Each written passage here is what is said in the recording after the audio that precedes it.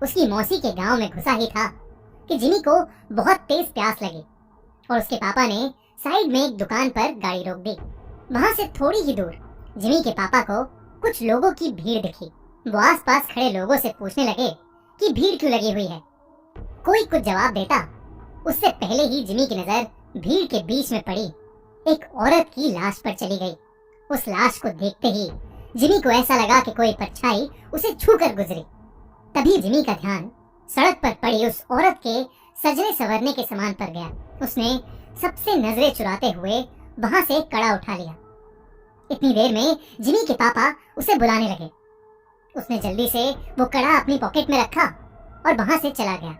अपनी मौसी के घर पहुंचने के बाद जिमी सबसे थोड़ा अजीब अजीब सा बिहेव करने लगा।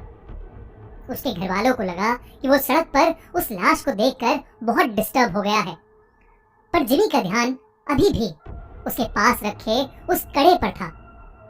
वो अपने कमरे में शीशे के सामने उस कड़े को पहन के देखता और मुस्कुराता रहता।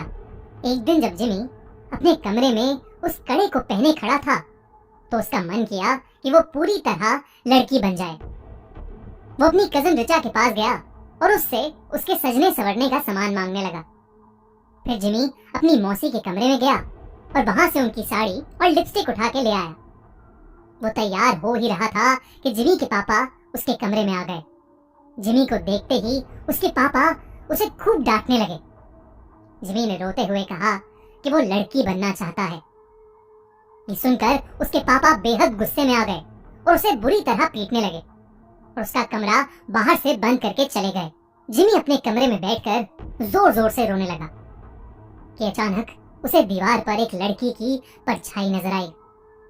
धीरे धीरे वो परछाई उसकी तरफ आने लगी। जिमी वो परछाई देखकर थोड़ा घबरा गया और कमरे का दरवाजा जोर जोर से पीटने लगा, पर किसी ने दरवाजा नहीं खोला। उसने मुड़कर देखा तो वहां कोई नहीं था।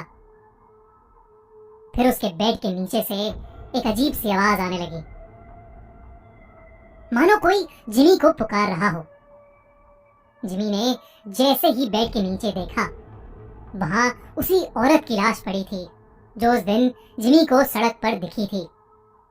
वो दिखने में बहुत डरावनी लग रही थी।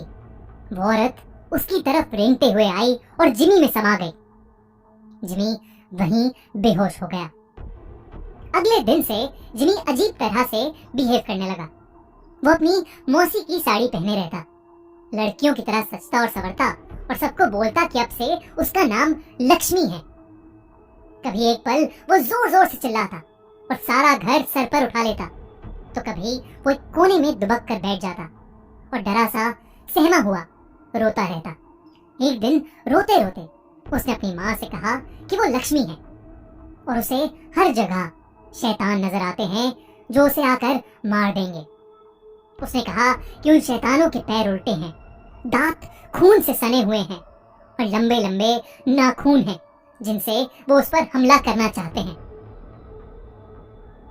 जिमी की हालत दिन ब दिन खराब होती जा रही थी, लेकिन वो रोज लक्ष्मी बनकर सजता संवरता और अपना कमरा बंद करके नाचता रहता। उसके घर वाले समझ नहीं पा रहे थे कि उसके साथ क्या हुआ है और वो अपने आप को क्यों लक्ष्मी लक्ष्मी कहे जा रहा है। जिमी के पापा मदद के लिए आस पड़ोस में पूछने लगे।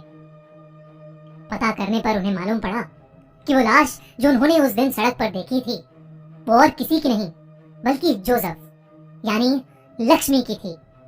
जोसेफ एक लड़के से प्यार करता था और उसने अपना नाम बदलकर लक्ष्मी भी इसीलिए रखा था। वो दोनों एक दूसरे से शादी करना चाहते थे, लेकिन जोसेफ के घर वालों को ये मंजूर नहीं था। उनके लिए ऐसा करना एक बहुत बड़ा सिन यानी पाप था और गांव में हो रही बदनामी की वजह से उन्होंने जोसेफ यानी लक्ष्मी को सबके सामने मौत के घाट उतार दिया। ये बात सुनकर जिमी के पापा के रोंगटे खड़े हो गए। उन्हें जिमी के साथ अपने बर्ताव के लिए बहुत पछतावा हुआ। उन्हें समझ आ गया था कि उनके बेटे जिमी के शरीर में जरूर लक्ष्मी की आत्मा घुस गई है। वो जल्दी से पूरी बात बताने के लिए घर के लिए निकले, लेकिन तब तक बहुत देर हो चुकी थी। जिमी उस दिन भी अपना कमरा बंद करके नाच रहा था कि अचानक उसे लगा कि उसके दरवाजे पर शैतान उसे मारने आ गए हैं। वही शैतान जिनके पैर उल्टे थे, दांत खून से सने हुए और लंबे लंबे नाखून, जिससे वो जिमी पर हमला कर रहे थे। जिमी घबराहट के मारे जोर जोर से चिल्लाने लगा। उसके बाकी घर वाले जब तक वो दरवाजा तोड़ के अंदर घुसे, जिमी का शरीर पूरी तरह से अकड़ चुका था। वो तुरंत उसे हॉस्पिटल लेकर भागे। डॉक्टर ने बहुत कोशिश की और वो किसी तरह जिंदा बच गया। जब जिमी के पापा ने सबको जोसेफ की कहानी बताई, तब सभी परिवार वालों को जोसेफ के लिए बहुत दुख हुआ। उन्होंने जोसेफ के लिए प्रे किया और जब उन्हें जिमी के पास वो कड़ा मिला तो उन्होंने वो भी जोसेफ की कब्र के साथ गड़वा दिया। कुछ दिनों बाद जिमी बिल्कुल ठीक हो गया। आज उसे लक्ष्मी के बारे में कुछ भी याद नहीं, लेकिन लक्ष्मी की तरह कई ऐसे लोग हैं जिनको गलत समझा जाता है और उन्हें उनकी चॉइस के लिए सोसाइटी का बहुत बुरा बर्ताव सहना पड़ता है। इनफैक्ट कई लड़कों को लड़कों से प्यार करने के लिए और कई लड़कियों को लड़कियों से प्यार करने के लिए हमारी सोसाइटी के पावरफुल लोग मार डालते हैं। ये कहानी भले ही एक काल्पनिक कहानी है, लेकिन इस कहानी में एक बहुत इंपॉर्टेंट मैसेज छुपा है। सबको प्यार करने का हक है और हम सभी को हर इंसान के प्यार की रिस्पेक्ट करनी चाहिए। अगर आप हमारी बात से सहमत हैं तो कमेंट्स में जरूर लिखिए। और अब वक्त है दिवाली धमाल